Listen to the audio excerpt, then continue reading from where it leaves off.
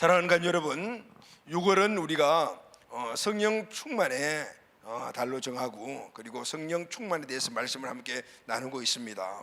자, 오늘은 성령 강림절 후 네 번째 주일이죠. 네 번째 주제의 말씀을 가지고 여러분들과 함께 말씀을 나누겠습니다. 성령께서 우리에게 주신 은혜를 나누고 있는데, 하나님이 우리에게 주신 가장 큰 선물은 구원의 은혜입니다. 아멘. 하나님이 우리에게 주신 가장 큰 선물은 구원의 은혜이죠. 이 구원받은 자들에게 하나님이 주신 또 하나의 선물이 있습니다. 그 선물이 바로 성령을 우리에게 주신 거죠. 사도행전 2장 38절 말씀을 다 같이 우리 선포하겠습니다. 시작. 베드로가 이르되 너희가 회개하여 각각 예수 그리스도의 이름으로 세례를 받고 제 사함을 받으라. 그리하면 성령의 선물을 받으리라. 아멘. 자, 제 사함을 받은 사람, 예수 그리스도를 구원자, 주인으로 믿고 그분을 우리 마음속에 주인으로 영접하여 그분 중심으로 살아가는 사람들은 죄 사함을 받고 새로운 피조물이 되었습니다. 바로 저와 여러분들이죠. 이런 새로운 피조물, 죄 사함을 받은 자들에게 하나님이 이 구원의 선물뿐만 아니고 또 성령을 선물로 주셨다라고 하죠. 그럼 여러분, 왜 하나님께서 구원받은 자들에게 성령의 선물을 주셨을까요? 구원받은 자들은 예수님이, 살아계신 하나님 아들 예수님이 중심이 된 자들이죠. 예수님이 중심이 된 자들이 세상에서 예수님을 주인을 모시고 승리하는 삶을 살고, 그리고 마귀를 이기고 세상을 이기려면 힘이 있어야 돼요.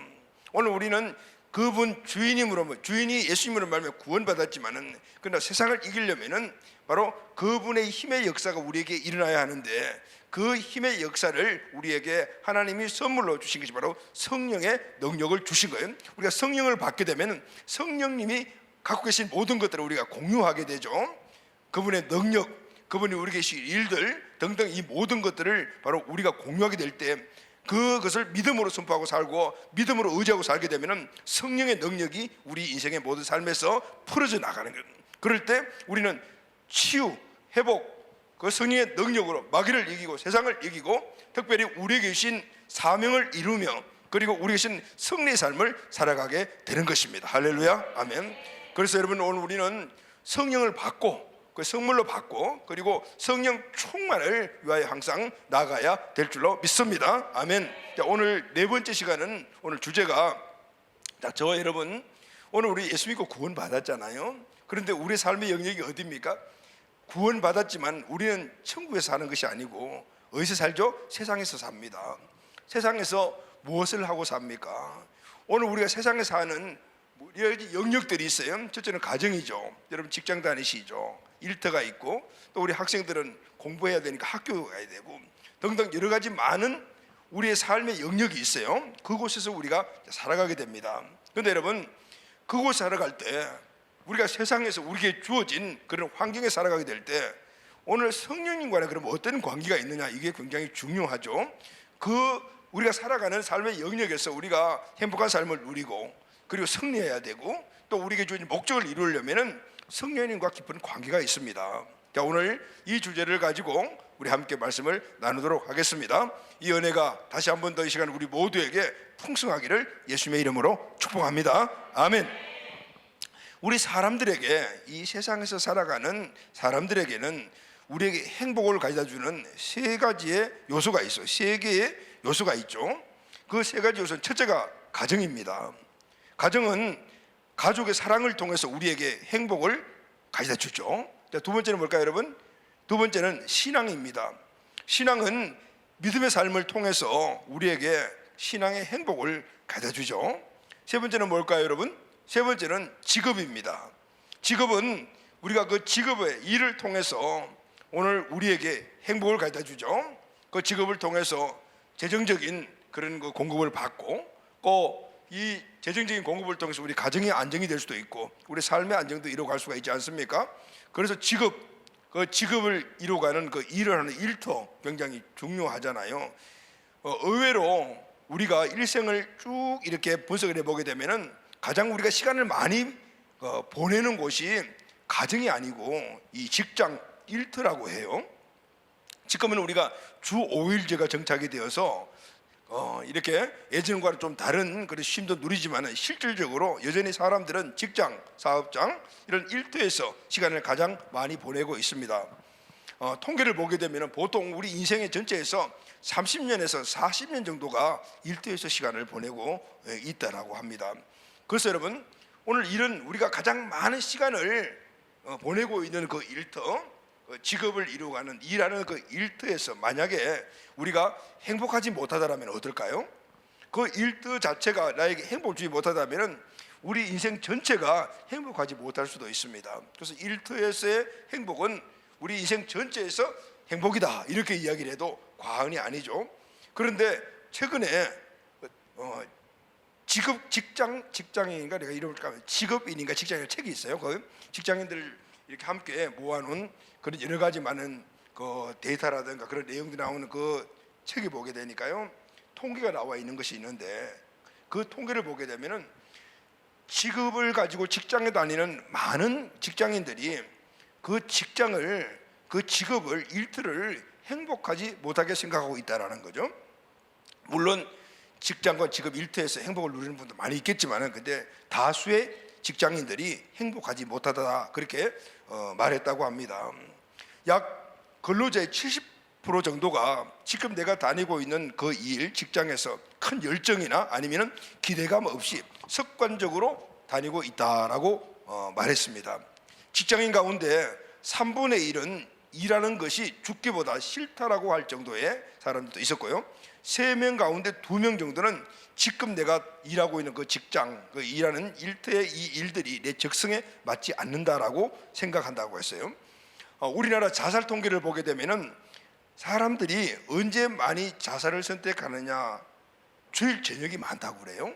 그리고 월요일 날 아침, 여러 가지 원인들이 많이 있습니다. 그런데 벌써 그 가운데 하나가 직장, 그리고 내가 하는 일에 대한 그 중압감 때문에 이제 주일날 저녁이면 내일 월요일날 출근해야 되잖아요.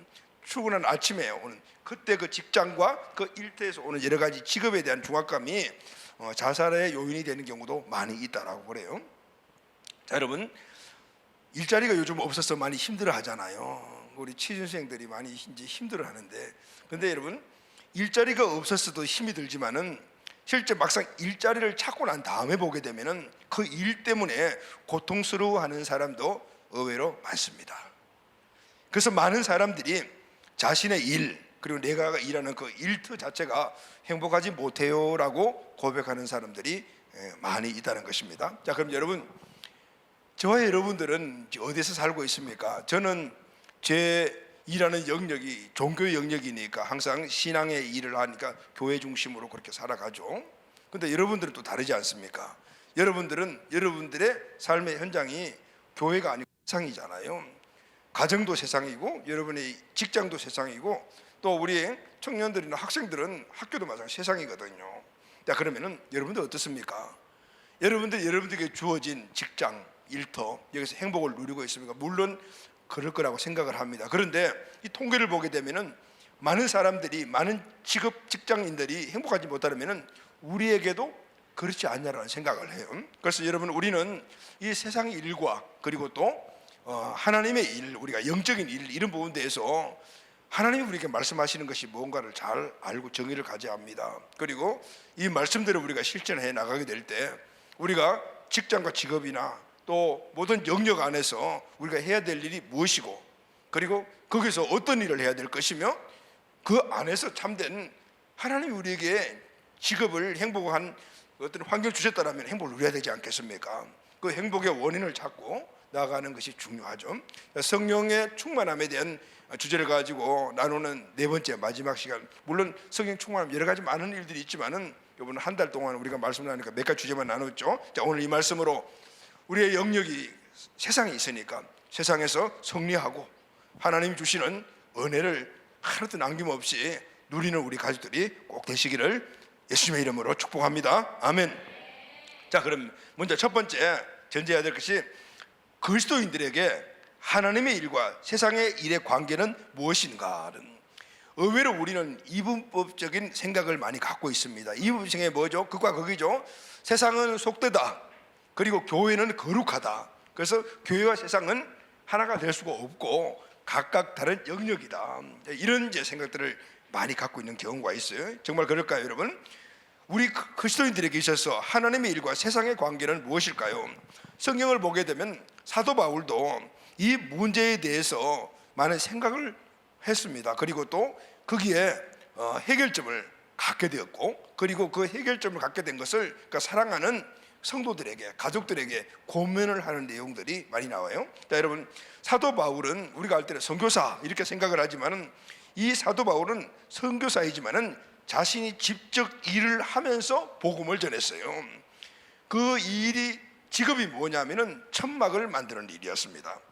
사도행전 18장 3절 말씀을 다 같이 읽겠습니다. 시작. 생업이 같으므로 함께 살며 일을 하니 그 생업은 천막을 만드는 것이더라. 이 말씀은 브루스길라와 아굴라 부부가 에베소에서 만났는데 보니까 두 사람이 이 브루스길라 부부와 이 사도 바울이 생업이 똑같았다. 다시 말해 직업이 텐트를 만드는 일들이든 장막을 만드는 천막을 만드는 일이다.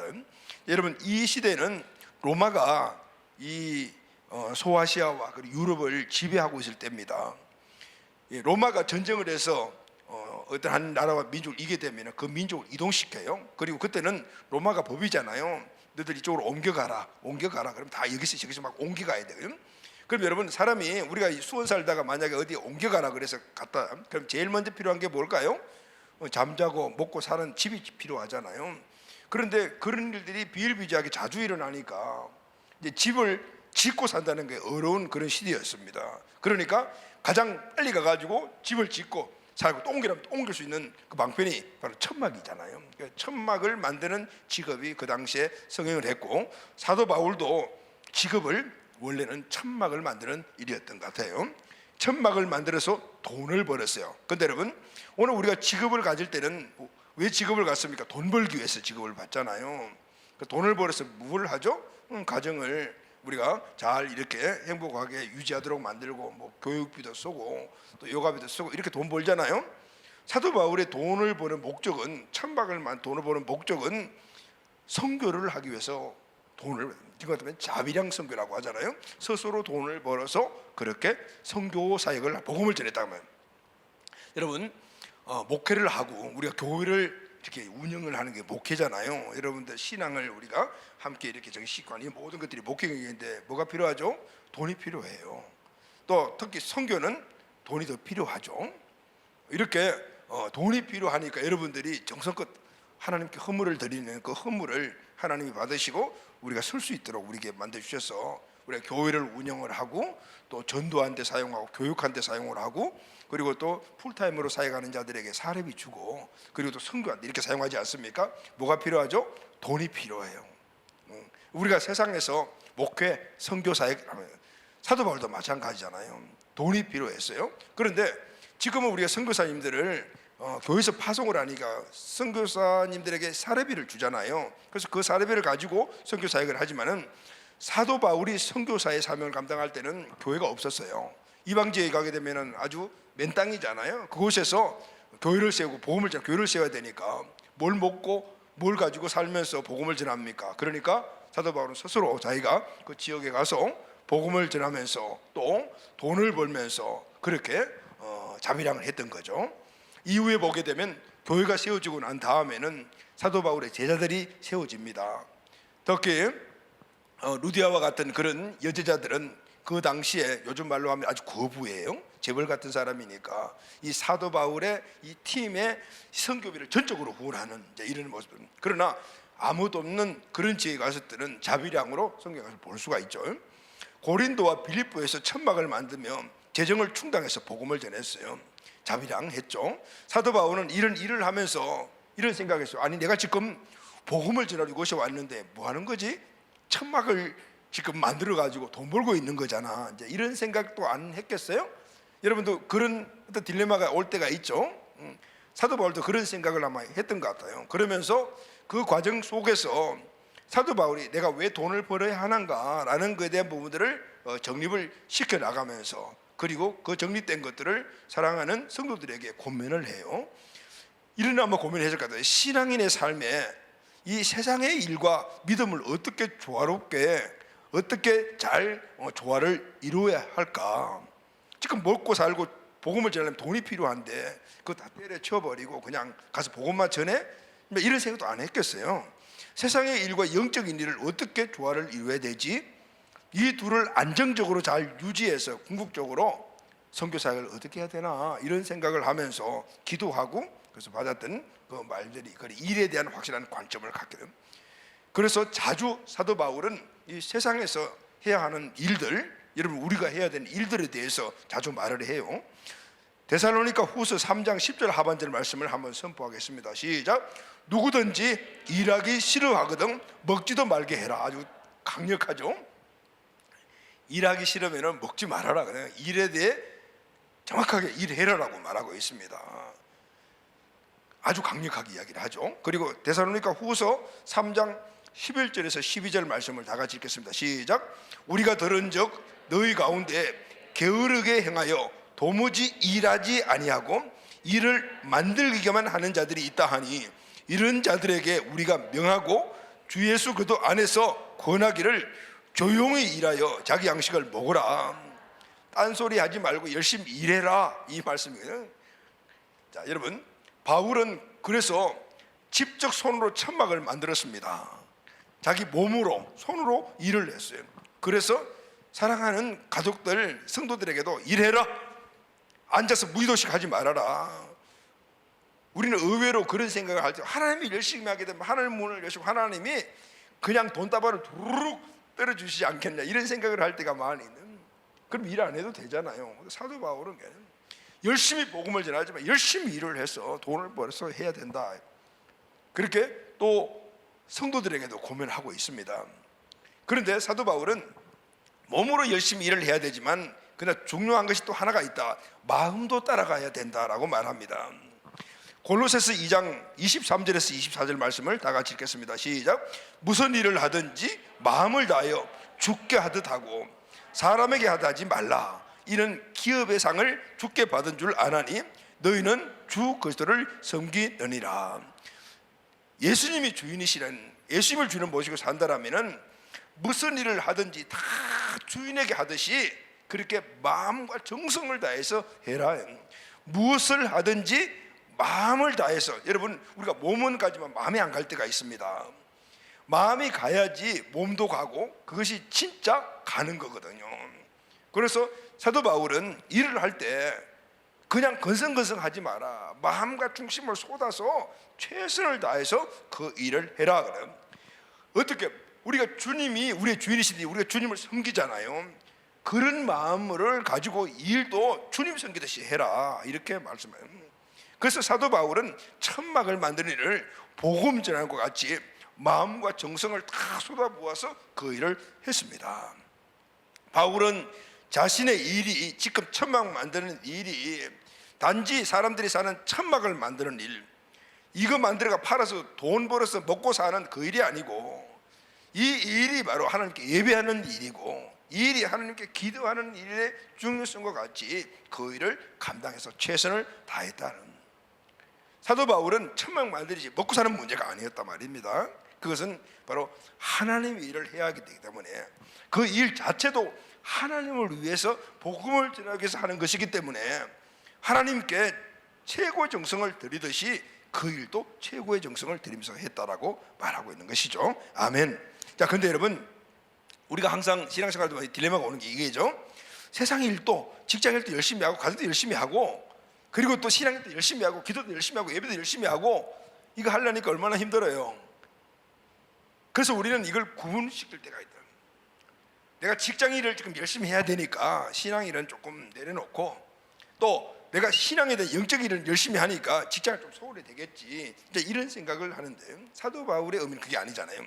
두 가지가 다 예배를 드리듯이 직장 일도 최선을 다하고, 물론 영적인 일은 우리가 시간과 정성을 들여서 다 해야 되는 것이지만은 그렇게 해야 된다는 거예요. 그러면은 무슨 힘이 있죠, 여러분? 왜 우리가 이 직장 일 그리고 또 영적인 일을 자꾸 구분시키죠? 힘이 들어서 그래요. 직장에서 하루 종일 일하다가 아이고 오늘 리더 모임이네, 예배 시간이네, 좀 쉬지, 이런 생각 하잖아요. 왜냐하면 힘들거든요. 그런데 사도 바울은 오늘 이 두 가지 일을 다 해야 된다라고 이야기를 합니다. 힘이 어디서 나올까요? 어떻게 무슨 힘으로 이 일을 감당하냐 그 말이죠. 자, 이 두 가지 일을 아주 균형 있게 잘 이루며 진짜로 승리하며 살았던 사람이 바로 오늘 우리가 본문을 읽었던 이 본문의 기록자 베드로입니다. 여러분, 베드로는 갈릴리 호수에서 고기를 잡아서 먹고 사는 어부였죠, 직업이. 그런데 그의 일생은 평생이 고기 잡는 어부의 삶을 살았습니다. 예수님을 만나기 전에는 갈릴리 호수에서 물고기 잡아서 먹고 사는 어부의 삶을 살았고, 예수님을 만난 이후에는 세상이라는 바다에서 사람을 낚는 어부의 삶을 살았어요. 그런데 이 베드로는 세상에서 사람을 낚는 어부의 삶을 살 때에 최선을 다했고, 그리고 또 실제적으로 갈릴리 바다에서 고기를 잡는 그 생업을 감당할 때도 최선을 다했던 것을 성경을 보면 알 수가 있어요. 최선을 다했던 삶이 영적인 어부가 돼서도 최선을 다했던, 그런데 원래 최선을 다했던 고기 잡는 어부였던 베드로의 자기 혼자 힘을, 자기 인간의 힘으로 감당하며 살았지만은 이제는 무슨 힘으로 살았죠? 무슨 힘으로 그 일을 감당했죠? 그것은 바로 성령의 능력으로 감당했던 거예요. 그래서 모든 일들에 대해서 최선을 다하는 삶을 살았던 본보기가 되었습니다. 그래서 베드로는 오늘 베드로전서 4장 11절로 보면 이런 이야기를 하죠. 만일 누가 말하려면은 하나님의 말씀을 하는 것 같이 하고, 누가 봉사하려면은 하나님이 공급하시는 힘으로 하는 것 같이 해라 그랬죠. 여러분, 여기 보면 봉사하려면은 하나님이 공급하시는 힘으로 해라. 하나님이 주시는 공급하는 힘이 뭐죠? 성령의 능력이잖아요. 이전에는 사람의 힘으로 고기를 잡았지만 이제는 영적인 어부가 돼서는 사람을 낚는 어부가 되는 이 힘은 뭐냐면 하나님이 공급하시는 힘으로 해라. 여러분, 어떻게 하나님이 공급하셔서 성령의 능력을 받게 되면은 이렇게 모든 것들에 대해서 다 최선을 다할 수가 있을까요? 직장일도, 쉽게 말하면 직장일도 100점, 영적인 일도 100점 어떻게 할 수가 있을까? 성령의 능력을 받으면 가능하다고 했는데 이유가 뭘까요? 어떤 원리로 그렇게 될까요? 자, 바로 이겁니다. 자, 여러분, 오늘 우리가 성령님이 우리에게 임하게 되면은, 성령님은 어디에 임하시냐면 우리 영에 임하시거든요. 그런데 우리 영이, 성령님이 우리 안에, 예수님이 우리 안에 주인으로 들어오시기 전에는 영이 죽었다 그랬대요. 죽었다. 그래서 우리가 예수 믿고 구원받으면 중생했다라고 하잖아요. 중생이라는 말은 다시 살았다는 말인데, 이 다시 살았다라는 말은 바로 우리 영이 작동, 기능을 발휘하지 못하고 있다가 성령이 우리 안에 오시게 되면은 우리 영이 다시 활동을 하게 된다 그 말이에요. 이게 바로 중생했다라고 해요. 근데 여러분, 영이 활동을 하게 되면요, 그때부터 바뀌고 변화되는 역사가 엄청나게 일어나는데 그 이전과는 완전히 다른 역사가 일어나는 것이죠. 이 일을 사도 바울이 이렇게 말했어요. 자, 영이 우리 안에, 성령님이 우리 안에 오시게 되면은 우리의 영이 그동안 작동을 하지 못해 이유가 있어요. 죄라는 놈으로 팍 덮어져 있는 거예요. 그런데 성령께서 우리가 오시면은 이 거풀을 벗겨버리는 거예요. 그러면은 다시 영이 드러난단 말이죠. 드러나게 되면은 우리 영이, 이전에는 그냥 아무 작동을 못했을 때는 우리는 무엇을 보고 무엇을 목적을 두고 살았냐면은 우리 마음 안에 있는 생각대로 살아갔어요. 이 마음의 생각대로 우리 눈을 가지고 세상을 다 봤단 말이죠. 그러니까 오늘 우리가 이 육신의 눈으로, 우리 혼의 눈으로 우리 직장, 직업을 보게 되면은 그냥 밥벌이 하는 곳인 거예요. 그런데 우리 영이 다시 살아나서요, 영이 덮여있는 이 꺼풀이 벗겨지게 되면은 영이 우리의 마음을 통제하고 우리 마음에 하나님의 뜻을 심어서 그 하나님의 뜻을 가지고 눈으로 보게 만든다 그 말이에요. 그럴 때 우리는 직장, 내 삶의 영역, 이런 것들이 이전과 다른 모습으로 보게 되는 거예요. 자, 이 말씀을 사도 바울이 했어요. 에베소서 1장 17절 말씀을 다 같이 읽겠습니다. 시작. 우리 주 예수 그리스도의 하나님 영광의 아버지께서 지혜와 계시의 영을 너희에게 주사 하나님을 알게 하시고, 여기 보면 계시라는 말이 나오잖아요. 이 계시라는 말이 헬라어로 아포칼립시스라는 말인데 베일을 벗긴다, 덮개를 벗겨준다, 이런 뜻이거든요. 우리 영에게 덮개가 씌워져 있어요. 육신의 덮개, 죄의 덮개가 씌워져 있어 영이 아무것도 보지 못하고 활동을 못하게 했는데, 계시의 영이 우리에게 임하게 되면, 성령님이 우리에게 임하게 되면 이걸 벗겨주는 거예요. 그렇게 되면은 뭘 보게 되죠? 여기 보면 첫 번째가 하나님을 알게 되고 했죠. 할렐루야. 하나님을 알게 하시고라고요. 하나님을 알게 하시고. 지금 제가 만약에 눈덮개를 이렇게 하고 있다라면 요렇게 있으면, 요렇게 하니까 우리 소연이 보이는데 완전히 덮여있으면은 안 보이죠? 요걸 누가 싹 덮여서 오, 소연이 보이는 거죠. 그때부터 아, 소연이구나를 안다 말이죠. 마찬가지로 이것이 덮여지면은 첫 번째가 뭐냐면 위로는 하나님을 보게 되고, 할렐루야, 눈이 열려지게 됩니다. 이전에는 영의 눈이 열리지 않을 때는 육신의 눈을 하나님 못 봐요. 근데 보게 되는 거죠. 그러니까 그때부터 우리가 어떻게 됩니까? 하나님께 예배드리잖아요. 하나님을 보게 되었으니까. 또 하나님을 사랑하게 됩니다. 또 하나님을 사모하게 되고, 하나님이 우리에게 주시는 모든 은혜의 근본임을 알게 되니까 그분의 말씀을 따라서 기쁘게 순종하고 살아가게 되잖아요. 왜냐하면 우리의 영을 덮고 있는 뚜껑이 열려지고 우리의 영에 하나님의 계시의 영으로 충만했기 때문에 그렇게 하나님 보게 되는 거예요. 세상 사람들은 죽었다가 100번 깨도, 100번 죽었다 100번 깨도 하나님 몰라요. 왜냐하면 영이 그냥 죽어 있기 때문에.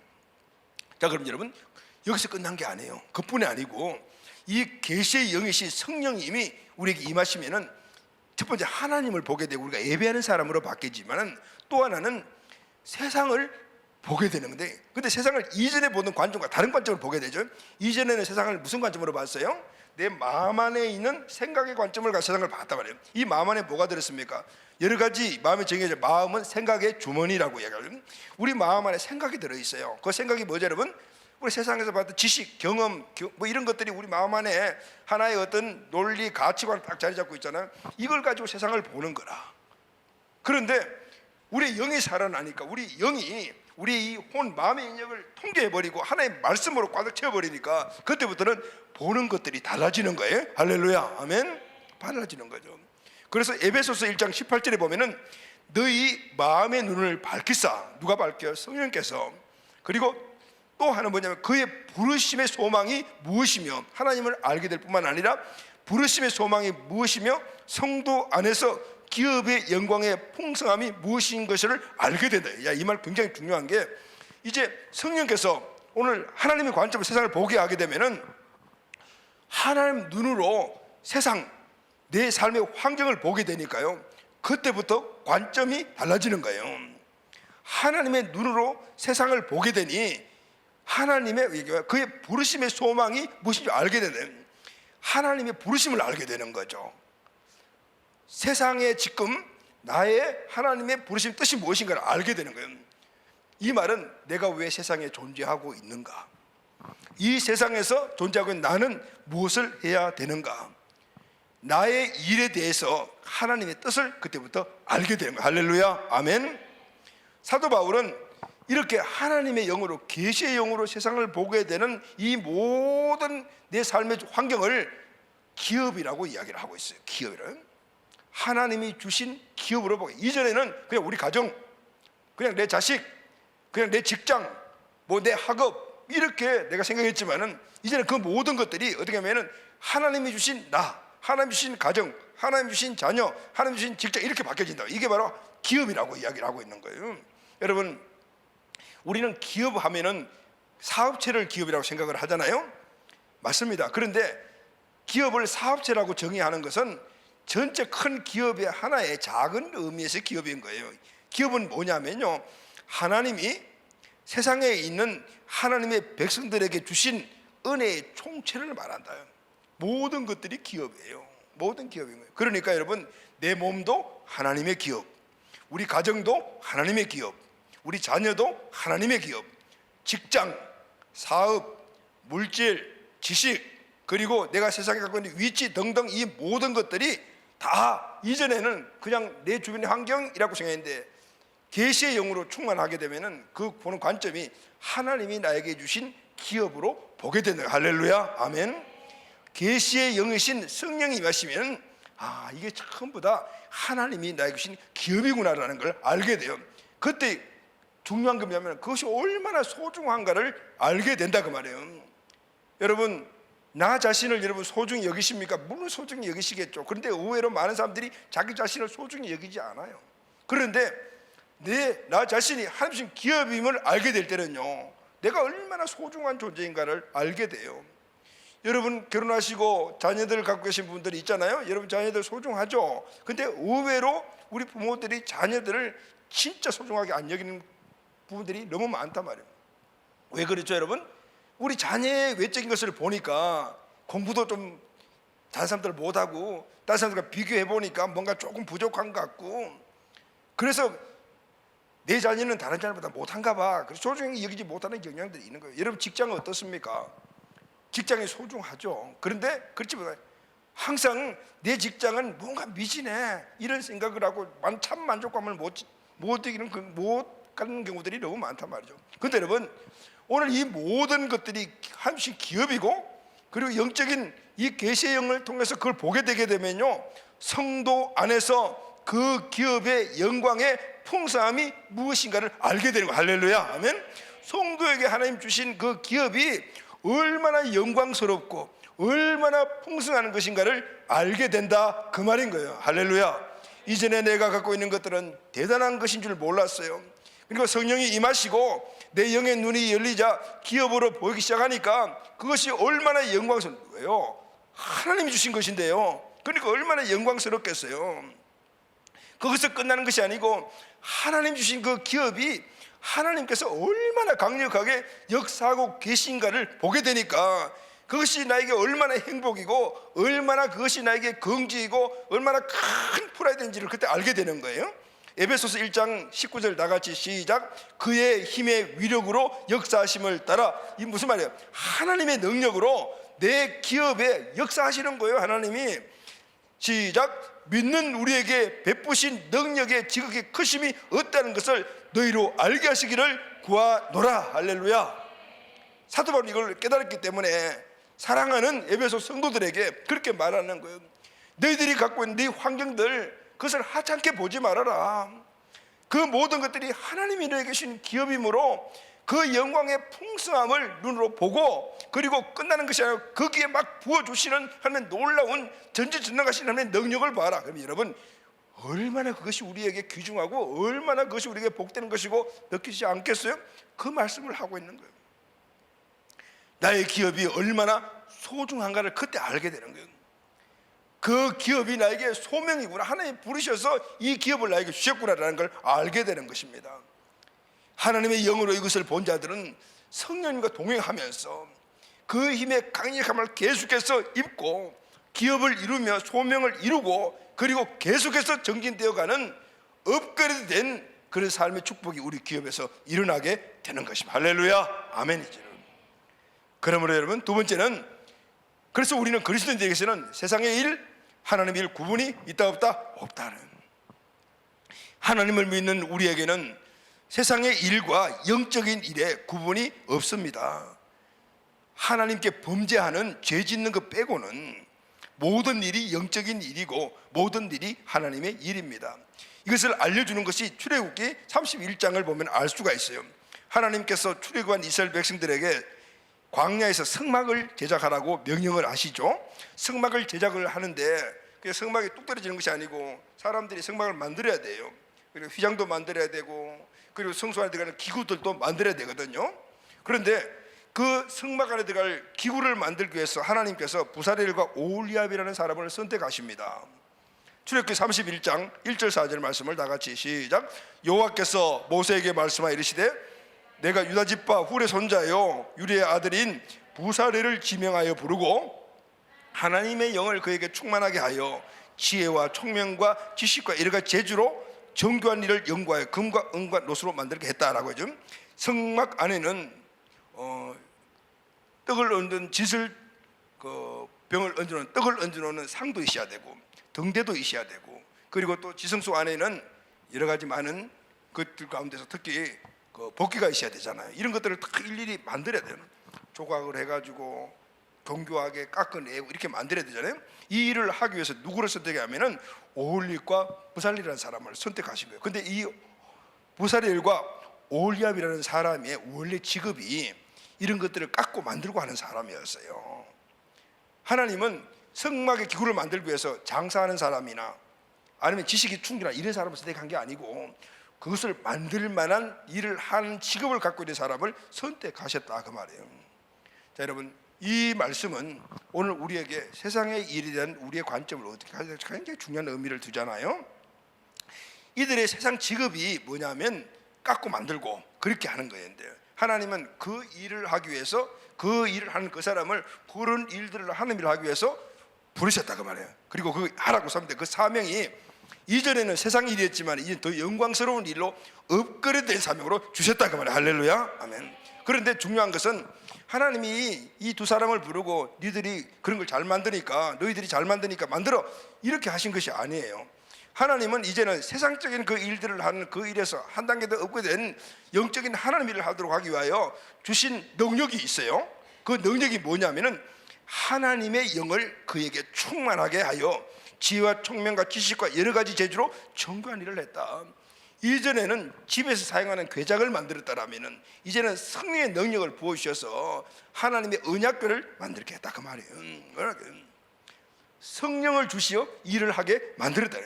자, 여러분, 이 일을 보게 되면은 이렇게 성령께서는 영적인 일도 하게 하시고 세상적인 일도 하게 하시고 다 하게 만드시는 거예요. 지금 이 올레과 부사렐은 지금 하고 있는 일이 성막을 만드는, 성막 안에 기구를 만든 거지만 그 세상에 했던 거 똑같은 일들이에요. 성령님은 예배도 기도도 잘하게 하시게 하지만은 우리가 세상에서 그 일이 하나님의 일임을 우리가 믿고 나갈 때는 그 일도 잘하게 만들어 주시는 거예요. 하나님은 이 일을 통해서 세상을 변화시켜 나가시는 거예요. 성령은 성도들도 변화시키지만은 세상을 변화시키시는 영이십니다. 그래서 주님께서 제자들에게 성령 충만을 받고 너희는 땅끝까지 가거라고 말씀을 하셨던 거예요. 하나님께 쓰임 받는 자들을 보면은 모두가 다 세상에서 일을 잘하는 사람들이에요. 그리고 열심히 하는 사람들이었어요. 자신의 직업, 자신이 직업이 있는 그 일터에서 열심히 최선을 다하는 사람들, 하나님은 그런 사람들을 불러가지고 그와 비슷한 일들을 시키는데 업그레이드된 일들을 시키는 것을 볼 수가 있어요. 성경을 보게 되면 하나님은 일꾼을 부르실 때 늘 그 사람의 일하는 현장에서 부르셨어요. 이스라엘 초대왕 사울은 잃어버린 나귀를 찾다가 거기서 하나님께 부름받았어요. 다윗은 들판에서 양을 치는 현장에서 부름받았고, 엘리사는 밭을 갈고 있는 농부였잖아요. 그 밭을 가고 있는 농부인데 이제 밭 가는 거 쉬고 나는 안 할래, 쉬는 현장에 부른 게 아니고 직접 밭을 갈고 있는 그 현장에서 부르셨다고 말해요. 기드온은 밀타작을 하다가 거기서 부름받았어요. 베드로와 요한은 갈릴리 호수에서 밤새도록 고기 잡다가 열심히 최선을 고기 잡는 현장에서 부름받았어요. 마태는 세리였어요. 그러니까 이 세관에서 일을 하다가 부름을 받았단 말이에요. 성경을 보게 되면은 주님께서 노는 사람, 빈둥빈둥거리는 사람, 여가가 있어가지고 쉬고 있는 사람을 부르신 곳이 한 곳도 없어요. 여러분, 그런 말이 있죠. 하나를 보면 열을 안다라는 말이죠. 세상의 일에 최선을 다하면 하나님의 일도 최선을 분명히 다합니다. 하나님은 일꾼된 자들을 일하는 일터에서 그걸 직접적으로 증명하시고 부르시고 그들에게 성령의 능력을 부어주셔서 더 큰 일, 훌륭한 일을 하도록 만들어 주시는 거예요. 할렐루야. 이게 하나님께서 우리를 부르시는 방법이고 하나님이 사람을 사용하시는 방법입니다. 여러분, 직장의 일은 세상의 일이며 교회의 사역만 하는 일이 아니에요. 직장 일은 세속적인 일이고 교회 사역만이 영적인 일이 아닙니다. 하나님께서는 교회 사역과 세상의 일을 구분하지 않습니다. 교회 일은 더 거룩하고 직장 일은 덜 거룩하다는 것은 하나님 뜻이 아닙니다. 모든 일이 하나님의 일이요 모든 일은 다 거룩합니다. 모든 일을 한 성령이 주관하여 모든 일을 잘 감당할 수 있도록 능력을 부어주셔서 그래서 모든 일들을 잘하게 만들어 주시는 거예요. 바로 성령의 능력입니다. 그래서 우리 성령의 능력을 받지 않으면요 반쪽짜리밖에 못하게 되는 거예요. 성령의 능력을 충만하게 받으면 우리는 다 할 수가 있다. 그래서 그리스도인들은 두 가지 일을 다 잘하려면 성령의 충만함을 받아야 돼요. 할렐루야. 한 분이신 하나님께서 세상과 교회를 묶어서 모두 잘할 수 있도록 그래서 우리에게 성령을 부어주시어 성령의 능력으로 나아가서 일해라 라고 말씀하시는 겁니다. 사명도 감당하고 세상에 주어진 일도 하라 이 말씀이에요. 그래서 여러분 우리가 직장에서 일터에서 우리의 삶의 그 기업 현장에서 꼭 해야 될 일이 하나가 있어요. 그게 뭐냐면 기도하는 거예요. 여러분 우리는 이 생각에 직장에서는 일하고 기도는 교회 와서 하는 거야. 저녁 기도에 금요 기도에 하는 거야. 이렇게 이분법적인 생각을 갖고 있지만 아니에요. 여러분, 세속과 교회의 모든 것들이 세상의 일과 세속의 구분이 없다라면은 우리는 어디서든지 기도해야 되겠죠. 할렐루야. 직장에서도 우리가 기도해야 된단 말이에요. 그래서 베드로는 이렇게 말합니다. 7절 말씀 다 같이 시작. 만물의 마지막이 가까이 왔으니 그러므로 너희는 정신을 차리고 근신하여 기도해라 라고 말합니다. 기도 안 하는 것은 정신을 못 차렸다는 거죠. 정신을 차리고 기도해라는 거예요. 여러분, 우리는 기도와 일을 다르다고 생각을 해요. 기도하는 것과 일하는 것을 구분합니다. 여러분, 이 이분법은 세상의 왕인 마귀가 만들어 놓은 거예요. 직장에서 열심히 일을 하고 기도는 교회 가서 해 이렇게 만든다. 아니요, 세상의 그 직장이 바로 기도하는 곳이라는 거예요. 기도는. 그래서 우리는 이 직장에서 기도를 해야 돼요. 아유, 목사님 직장에서 지금 일해야죠. 어떻게 기도합니까? 여러분, 직장에서 기도해야 돼요. 우리 기도하면은 그냥 무릎 꿇고 앉아서 몇 시간을 하나님 주여 외치면서 이렇게 시간을 투자해서 하는 것을 기도라고 생각하잖아요. 여러분, 기도는 더 정확하게 이야기되면 하나님과 교통의 관계가 이루어지는 거예요. 할렐루야. 하나님과 교통의 관계가 이루어지는 거죠. 그래서 그건 그 중에 하나가 우리가 부르짖고 기도하는 것이고, 늘 우리 머릿속에 마음속에 하나님을 의식하고 있으면 기도해요. 할렐루야. 의식하는 방법이 뭐냐면 기도요.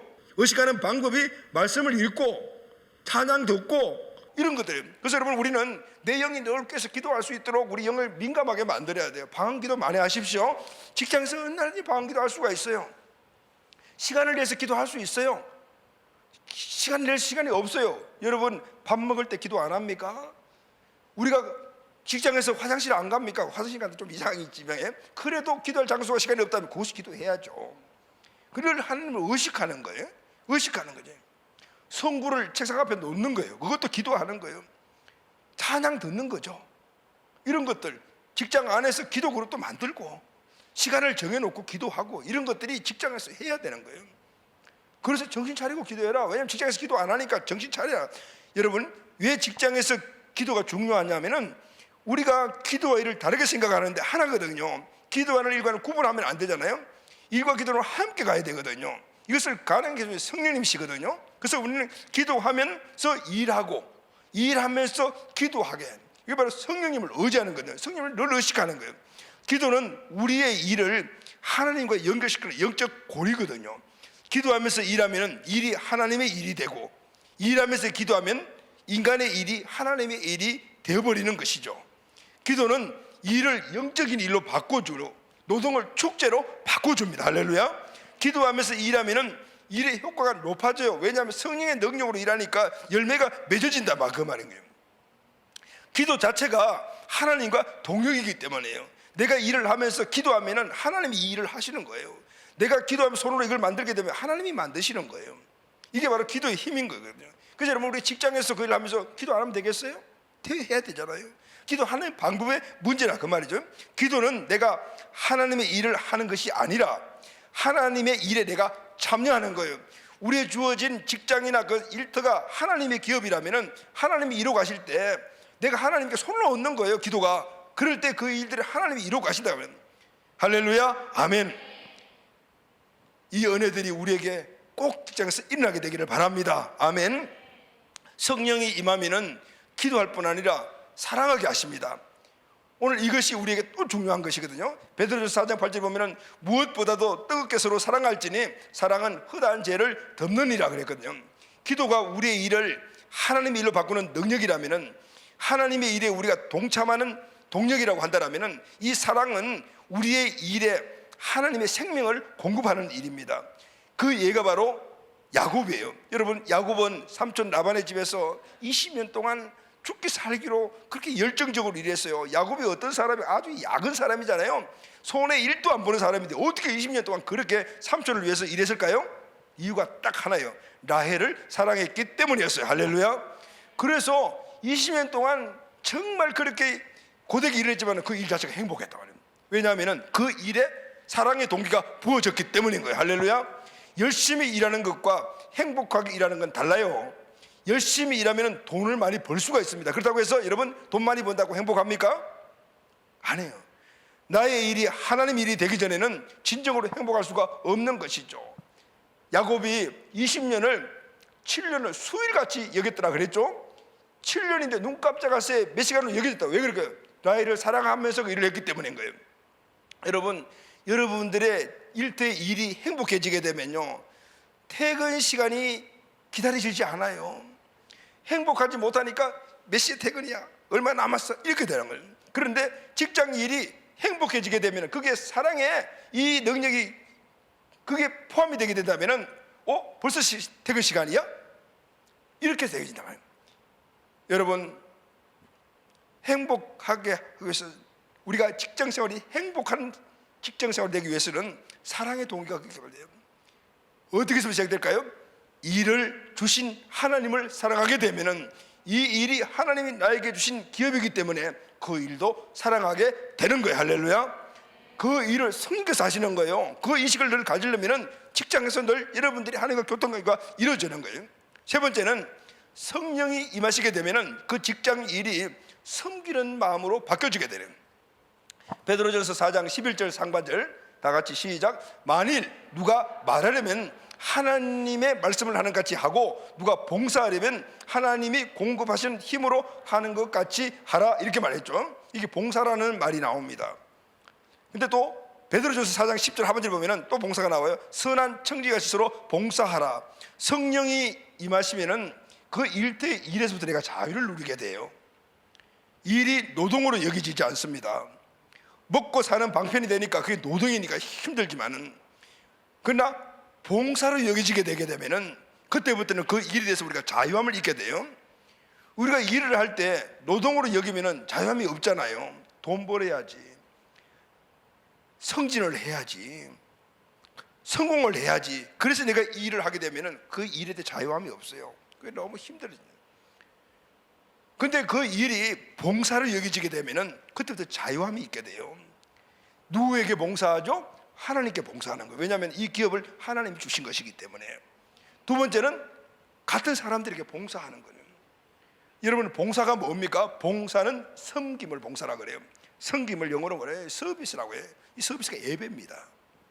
여러분, 직장 일을 예배같이 하게 되면, 직장 일을 영적인 일로 여기게 되면은요, 그게 자유함이 있어요. 노동이 되지 않는다 그 말이에요.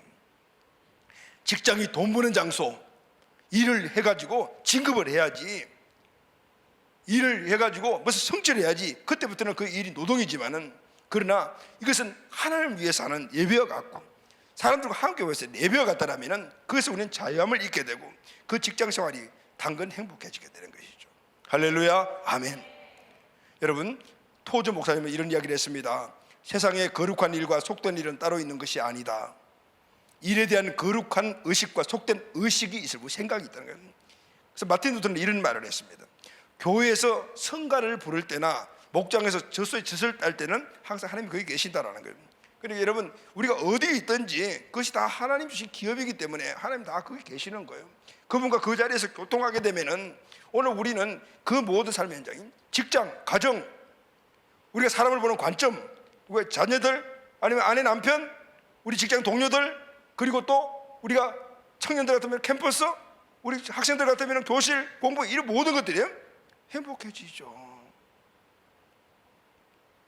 여러분, 오늘 결론 말씀드리겠습니다. 저와 여러분들은 나의 일과 일터를 소중하게 여기십시오. 할렐루야. 하나님이 지금 나의 일로 나를 부르시고 사명으로 그 일을 내게 맡기신 것을 믿으시기를 바랍니다. 그리고 그곳에서 기도의 끈을 놓치지 않고 기도로 최선을 다해 일하시기를 바랍니다. 일에 사랑을 공급하십시오. 내가 지금 이 일이 그냥 5시간째 알바를 하더라도 내가 위대한 일을 하고 있다는 의식을 가져야 된다고 말해요.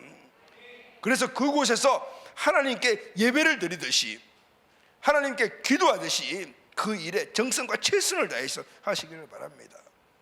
이것이 내가 세상을 변화시키는 거예요. 위대한 삶을 사는 거예요. 의미 있는 삶을 사는 것입니다. 이 삶을 통해서 하나님이 그 자리에서 영광을 받으시는 거예요. 할렐루야, 아멘. 부활하신 예수님이 제자들에게 이렇게 말씀을 하셨습니다. 두 가지를 딱 당부하셨죠. 요한복음 20장 21절에서 22절 시작. 예수께서 또 이르시되 너희에게 평강이 있을지어다. 아버지께서 나를 보내신 같이 나도 너희를 보내노라. 이 말씀을 하시고 그들을 향하여 숨을 내쉬며 이르시되 성령을 받으라 그랬어요. 예수님이 제자들에게 너희는 예루살렘과 유다와 사마리아 땅 끝까지 이르러 정인이 되어라 그래요. 가거라. 어떻게 땅 끝까지 가라. 근데 그냥 가지 말고 성령 받고 가거라 그랬죠. 왜 그랬습니까 여러분? 땅 끝까지 모든 나에게 주어지는 기업들이 이런 게 성령의 능력을 받아야 되기 때문인 거예요. 그래서 여러분 오늘 우리는 땅 끝까지 가는 땅 끝이 어디냐면은 내가 서 있는 그 자리입니다. 지금 내가 여기 서 있잖아요. 그러면은 내가 땅 끝을 계속해서 가면 어디로 갈까요? 지구는 둥근이가 삥 둘러가지고 어디가 이 자리에 오죠. 이 자리가 땅 끝이에요. 여러분들이 서 있는 그곳, 가정, 여러분 서 있는 직장, 사업장, 캠퍼스, 학교, 그거 다 땅 끝인 거예요. 거기서 뭘 해야 되죠? 성령의 능력으로 그 모든 상황들을 변화시켜 나가라고 말인 거예요. 그 자리가 기도의 자리가 돼야 되고 예배의 자리가 돼야 되고 선교의 자리가 되고 의미 있는 위대한 삶을 사는 자리가 되어라 이렇게 말해요. 할렐루야. 여러분 있는 그곳에 예배자들이 있습니까? 기도하는 사람들이 있습니까? 복음을 전하는 사람들이 있습니까? 여러분들이 그곳에서 그 자리를 기도하는 자리로 만들고 복음을 전하는 자리로 만들고 선교하는 자리로 만들어야 되는 거예요. 성령의 능력을 읽고 그 일을 감당해라 그 말씀이에요. 하나님이 오늘 우리를 최선을 다하는 그 자리에서 우리를 업그레이드 시켜서 더 큰 일을 감당하도록 계속해서 우리를 생육, 번성, 충만, 정복으로 우리를 이끌어 주실 줄로 믿습니다. 어디서든지 예배자, 어디서든지 세상 어디서든지 영적인 일을 감당하는 우리 가족들이 다 되시기를 예수 그리스도의 이름으로 축원합니다. 아멘.